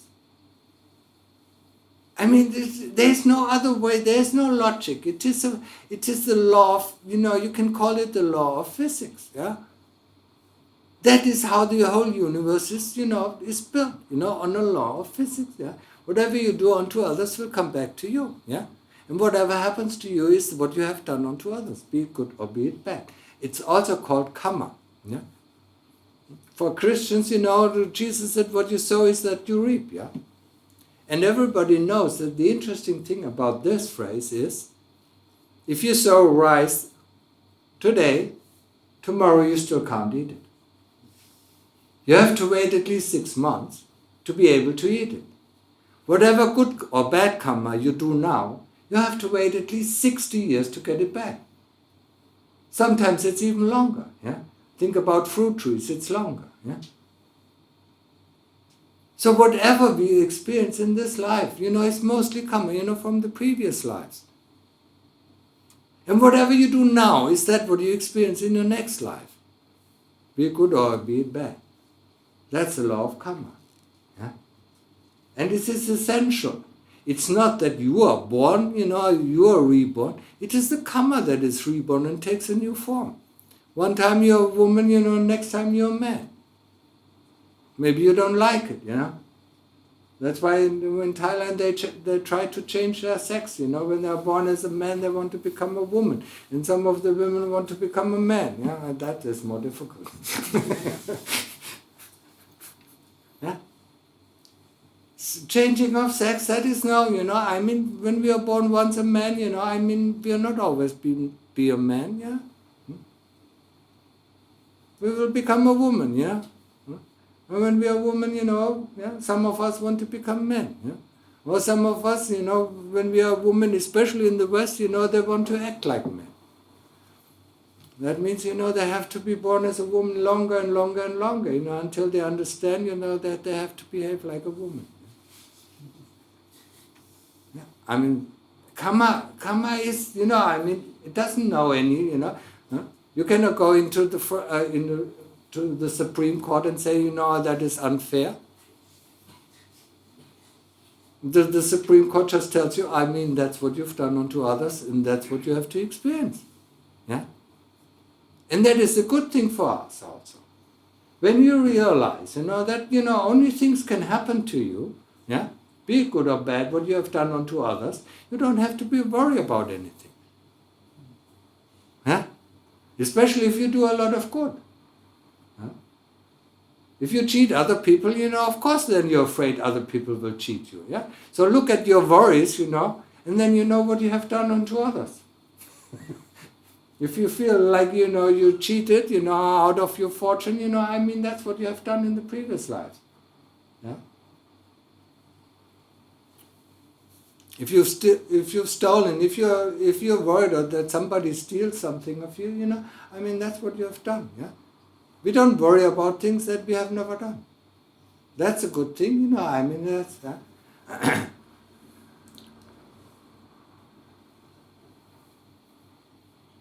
In German we say a clear conscience is a very good, it's a... I don't even know. Can't even remember how to phrase it. You remember? Ein ruhiges Gewissen ist das beste Ruhekissen. Clear conscience, is the best, is the best sleeping pillow. Yeah, something like that. You don't worry about anything. So, keep your life, happy. Don't do unto others, what you don't want others do unto you. Yeah. So don't talk behind the back, dear women, yeah? Huh? You don't like if other people talk behind your back. Look at her, what she has done, you talk to your friend, yeah? You like to hear that? So don't do that. Yeah? And men don't drink alcohol, yeah? Musa is for women, and alcohol is for mostly for men, yeah? Huh? Why do you drink alcohol? Well, because you're dissatisfied? Yeah? You don't enjoy it, really. You think you enjoy it. Huh? You only think you enjoy it because, it takes out your senses, The senses of guilt, the senses of worries, yeah? Remember the first time you drank beer, I tasted, yeah? Remember it? Yeah? Or wine, I myself didn't like, until I was 20. I found it disgusting, I thought, how can adult people, drink this thing, yeah? Especially hard liquor then, yeah? Never drink. Yeah? It's disgusting, apple juice is so much nicer.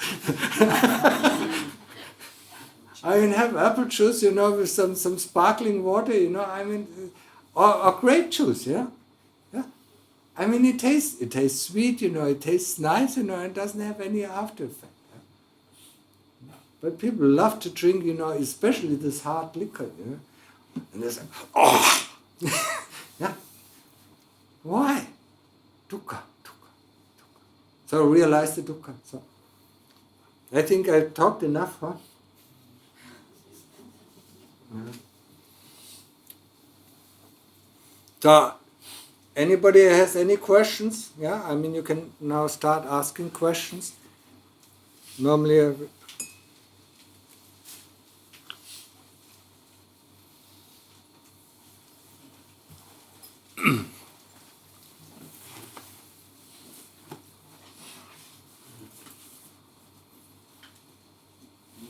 Questions? Pass it back.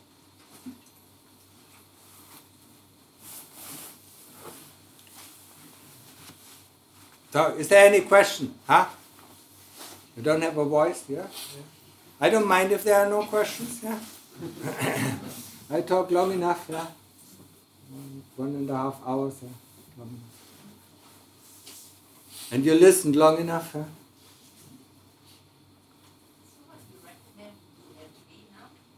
Of course. The moment you wake up, you have your Buddha or you have your attention on the breath. Yeah? Until you fall asleep.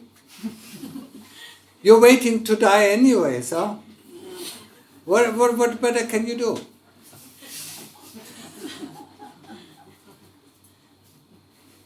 Huh? What else do you want to do, with your life? Ask yourself, you don't have to answer me, ask yourself, yeah? What is it that you want to accomplish within the rest of your life, yeah? If you don't know the answer to that, at least, train your mind, that in the moment of death, you can make a decision where to go. Yeah? I mean, when you go out, you have the choice of going left, right, forward or backward, or any kind of direction. Yeah. But if you have no sati, I mean, all what you have is one direction, and that is the direction that you normally, tumble along. Yeah. Most of your decisions are not made, by your obvious choice. Yeah. You're not aware of the decisions that you're making. Yeah. You get up, and you just tumble to work. Actually, when you look at the people, they look like zombies. Yeah. Running after their desires. Yeah. Not the zombies that you see in the movies. Sophisticated zombies. Yeah. Huh? I mean, the zombies in the movies run out, they only have one desire, yeah? I mean, our desires are very diversified, yeah? But the only thing that we run after is our desires, no? Yeah, so why can't I call you zombies, huh? Huh? Yeah, understood? Ask yourself what you want to do with the rest of your life, yeah? And if you want to be aware, at the time of death, that is very essential, the time of death, yeah? Because then you have the truth. Then you have the choice. When you have sati, you have the choice of either going first to heaven and then to hell, or first to hell and then to heaven, yeah? Or you can come back as a human being if you have enough merit, yeah? So you could have three choices, yeah? If you're not aware, if you're in pain, yeah, and if you loathe the pain, then you have no choice, then your strongest karma, will decide where you go. But because we always have a choice, yeah? Even now, I mean, you had a choice, before you came here the first time, you had the choice to come here, yeah? Oh, something interests me, and you come here the first time, and then you come a second time, and you may come a third time, and then maybe you don't come after the third time. Yeah? You always have the choice to come or not to come, to go or not to go. Yeah? But sometimes, I mean, our life is just run, by our desires. I need more money, I can't afford, to go to this kind of meeting. Yeah? Whatever. Be aware, the more you're aware of what is going on in your heart, I mean, the clearer you can steer your ship. Yeah? Okay? More questions? Yeah? Yeah. Ajahn, I came here with a question in mind that when I see a new thoughts, right, I froze, right? So this is the first stage I encounter. But in between your question, froze meaning you're worried that the new thoughts will be created. So you sort of, your heart knows, right? Then you stop the thoughts from creating, so you don't want to engage. So Yeah. yeah. So then in between your question, then I thought of, should I go and investigate the displeasure, because the displeasure will create the new thoughts, right? Yes. Okay. But I want to confirm my understanding whether it's correct or wrong. No. Once you have sati, Yeah. then as long as there's no new thoughts creation, you remain in the sati. How can you not create thoughts? Have you ever tried not to create thoughts? No, the thoughts is real. You are aware of your thoughts. That's Yes. what I meant, yeah. You're aware of the But- thoughts coming. Yeah. But you're also aware, if you have sati, you're aware of the intention to think. And that's where you can stop thinking. Okay. Yeah? Yeah. But, I mean, the third column, I wasn't really, I was really pinpointing on it. The way how to get out of dukkha is to investigate. Yeah? So, I mean, if you don't want to see dukkha as somebody, just like another person who just drinks alcohol, yeah? Yeah? Of course you can come into it calm, and you get very calm, but the moment you come out of this calm, all the dukkha comes back, yeah? That's where you have to really investigate where this dukkha is coming from. The first part of this, of course, is come from the body, yeah? You constantly have to carry around these 60 or 100 kilos of flesh, wherever you go, yeah? You have to wash it, you have to feed it, you have to house it, you have to clothe it, yeah? What a nuisance, yeah? You have hardly any time in your life, not looking after your body, yeah? And when I look at the park, people, exercise this body. So, they have hardly any time, to take care of the driver of this body. And that is the important thing, Huh? Now, people polishing up their cars, that doesn't mean that the car won't last longer, yeah? The interior of the car rots away, yeah? Taking care of your skin doesn't mean that your organs, will be healthier, huh? You understand that? Yeah? The body is only one part, Then investigating, but the body is the most important part, yeah? You're born in the body, you die in the body, and you think you're the body, no? You look in the mirror and say, oh, today I look nice, And the next day you look in the mirror and say, oh, shit. Yeah? Yeah? It never happened to you? Of course it happened to every one of us. Yeah? Yeah? Look good, and not so good. Yeah? We constantly change our ideas about ourselves. Today I'm happy, and then the next moment I'm unhappy. Yeah? Huh? Today you think you're good, and the next moment think, somebody says something, oh, I'm not so good. Yeah? You contradict yourself all the time. Yeah? And you don't notice it. That's something, you really have to investigate. Yeah? You think you're the body? Yeah? What happens when you get when the body dies? Yeah? And you take care of the body, that's why, and now, with our entertainment functions, with your smartphone, you don't even have any time to look after your chitta. Because the moment you don't have any work to do, but you don't have to look after your body, you look at the smartphone and see what's going on there. Yeah? What's going on in the world, yeah? So when do you ever have time, to look after your heart, the driver, yeah? It is important to teach the driver how to drive a car carefully. The car doesn't know how to drive carefully. The car just, does what the driver wants, yeah?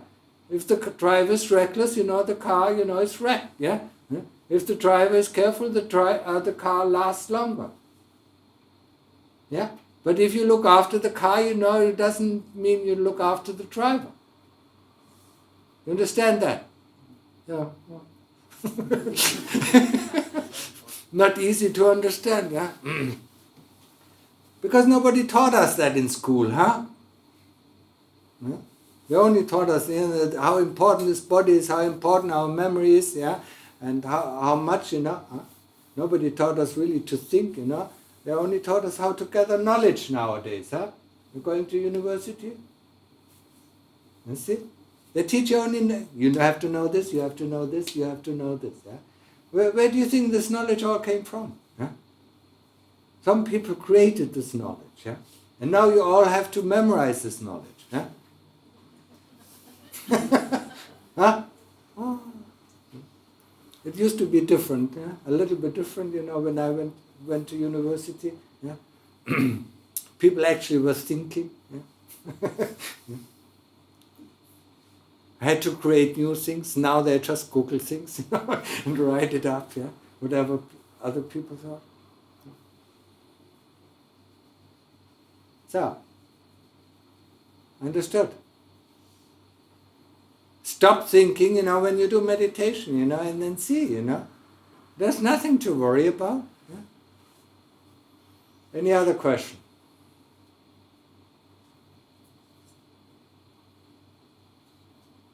And don't take all the time, to take care of your body, yeah? I have a question. Should we set a goal for our practice? Of course. And what kind of goal is reality for lay people? Reality means can Ask him, does he have, when he goes to university, do you have any goal? Yeah. If we want to reach something, we have to have a goal, yeah? And whatever goal you take, whatever goal you want to reach, doesn't necessarily mean that you reach it in this life, yeah? I mean, he has to go to university at least 4 years. But if he's stupid, he has to go 6 years. Yeah. So I mean, let's say not so skilled. Some of us as meditators are skilled. So they can reach it. Within one lifetime. Other people, that need to develop that skill. Yeah. So they might need 100 lifetimes. But I mean, the goal is still the same. Yeah? Don't aim low, aim high.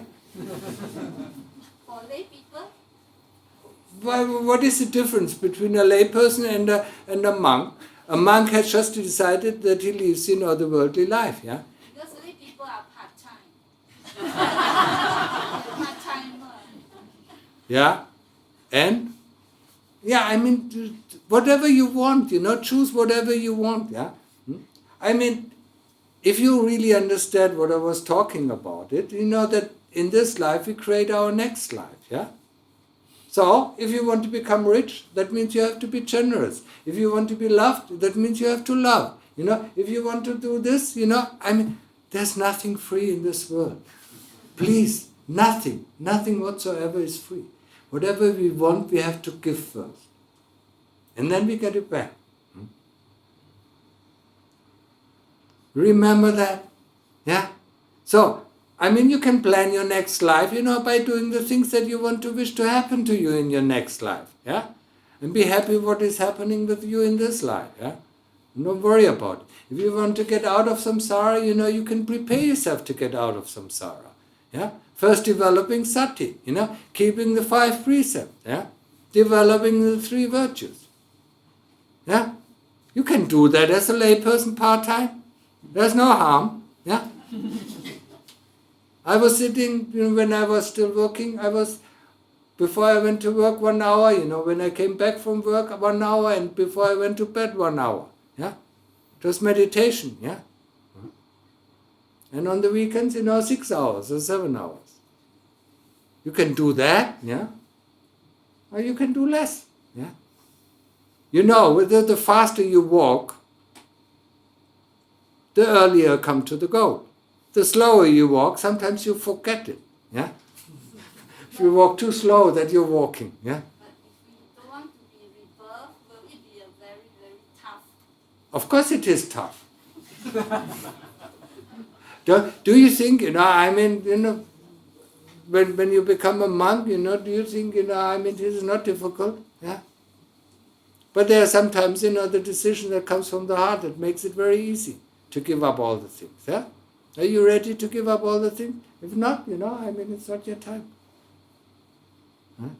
Give away slowly until, I mean, when you come back to your apartment, you start worrying about all these things that are in your apartment. If your apartment is just, bed, and a table, I mean, you don't have to worry about anything.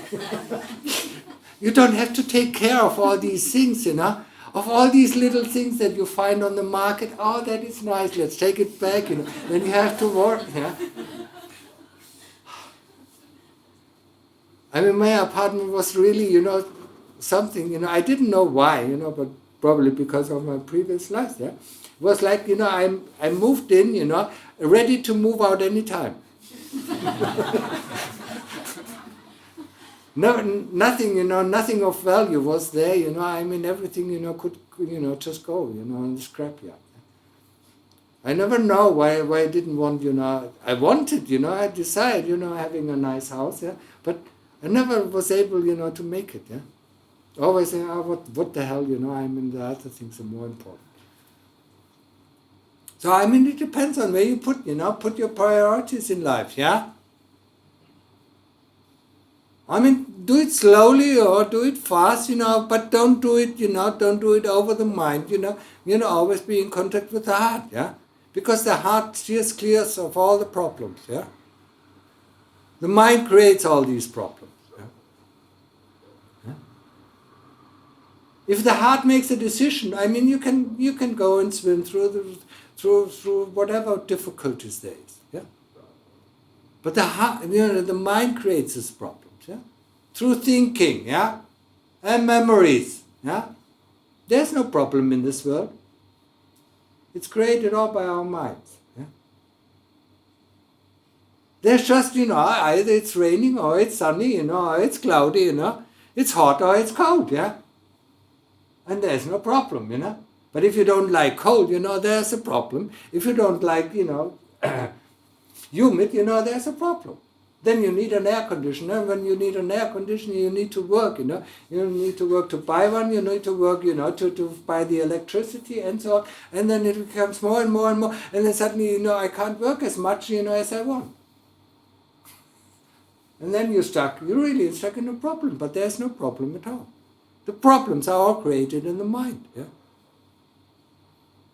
For a person who is unconditioned, there are things just happening, yeah? Whatever happenings, he decides, he makes the best choice out of it, yeah? Most people who run their lives, or their lives are run, yeah? Running around like zombies, they don't have a choice. And that is the first thing that you have to realize, that you have a choice in your life. You're not run by your slave driver, the kilesas, or your master avijja, that you are actually the CEO who signs off, And the interesting thing, the kilesas who suggest all these things, they never pay the price. The CEO always is responsible for whatever he signs, So the kilesas suggest, to have an extra marital affair, For them it's easy, and you go ahead, you sign off and you pay the price, And the kilesas laugh, wow, that's nice, let's do it another time.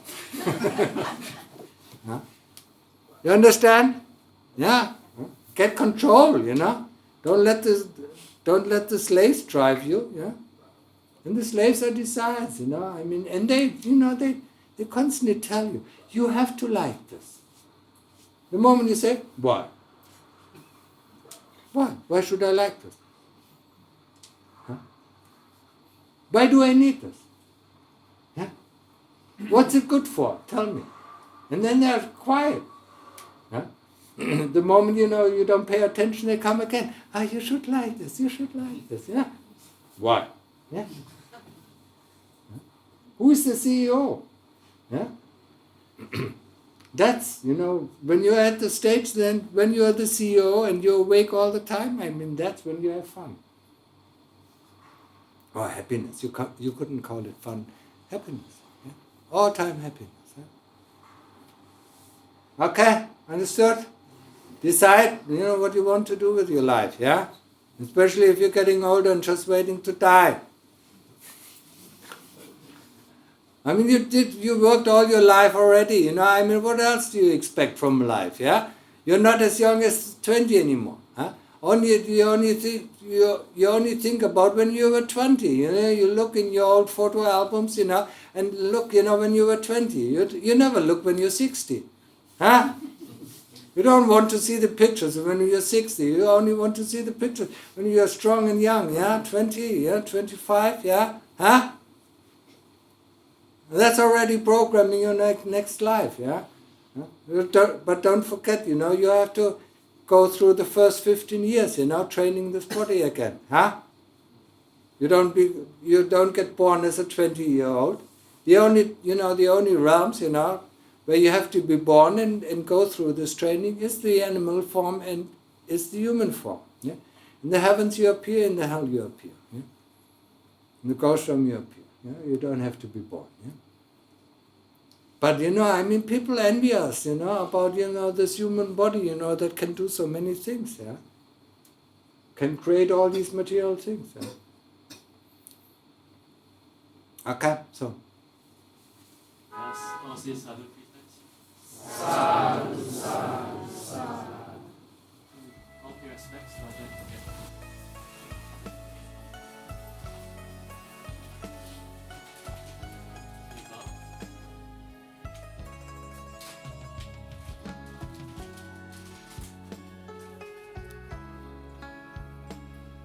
Mm-hmm.